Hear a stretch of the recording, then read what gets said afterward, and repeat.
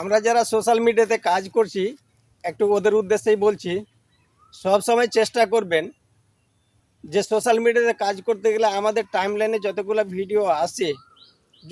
Video আসে কিন্তু আমরা দেখতে পাই, কিন্তু দেখতে গিয়ে কিন্তু ভিউজটা হয়ে যায়।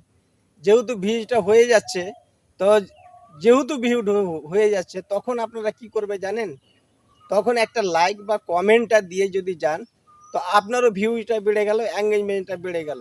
কিন্তু আমরা অলসতা মানে যে আমরা যে মানে সবসময় আমরা চেষ্টা করি যেন অন্যের ভিডিওকে একটু হাত দিয়ে ঠেলে দেওয়া।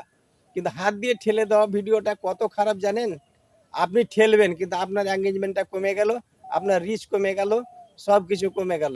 আর যখনই কমে যাবে তখনই কিন্তু আপনি ঠিকঠাকভাবে ভিডিওতে সাকসেস হতে পারবেন না, ফেসবুকের সাকসেস হতে পারবেন না। তো যতদূর পারবেন একে অপরের সাথে যখন থাকবেন তো আপনার রিচ এঙ্গেজমেন্ট কিন্তু বেড়ে যাবে। কিন্তু আমরা ভিডিও বানাই, সব কিছু করি, কিন্তু আমরা সব সময় চেষ্টা করি যে এই ভিডিওটা যেখানে সেখানে হাত দিয়ে ঠেলে দেওয়া। তো যতদূর পারবেন হাত দিয়ে ভিডিওকে না ঠেলে একটা ছোট্ট করে একটা যদি লাইকটা দেন, একটা যদি কমেন্ট করেন, তাহলে দেখবেন আপনার ভিডিও, আপনার এঙ্গেজমেন্ট, আপনার ভিউজ সব কিছু কিন্তু ঠিকঠাক চলতে থাকবে। ফেসবুক কোম্পানি এটাও সাজেস্ট করতে পারে যে আমার এই মানে ফেসবুক ইউজাররা এই ভিডিওটা দেখেছে কিন্তু লাইক কমেন্ট করেনি। এখানে ক্ষতিটা কার জানেন?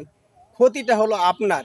আপনি যে ছেড়ে দিলেন, আপনি হাত দিয়ে ঠেলে দিলেন, হাত দিয়ে বসিয়ে দিলেন, মনে ভাববেন না যে আমার লাভ হলো, আপনার কিন্তু লস হলো। দেখেন আমরা কিন্তু এখানেই কিন্তু আমরা পিছিয়ে আছি। আপনারা ঠিকঠাকভাবে 2 থেকে 3 মাস কাজ করুন, দেখবেন যে আমার কথা যে একবারে সাকসেসফুল হতে চলেছে। তখনই দেখবেন। তো ওই 2 বছরের দরকার নেই, 4 বছরের দরকার নেই, মাত্র 3টা মাস ঠিকঠাকভাবে কাজ করুন, ফেসবুকে সাকসেসফুল হবেন। এই কথাটা আমার মাথায় রাখবেন সব সময়। আর আপনারা যদি মনে করেন যে না আমরাই সব কিছু বুঝি, এভাবে ঠেলতে থাকবো, যত ওপরে ঠেলা দিবেন তত আপনি নিচে পড়বেন, যত ওপরে আপনি ঠেলা দিবেন তত নিচে পড়বেন।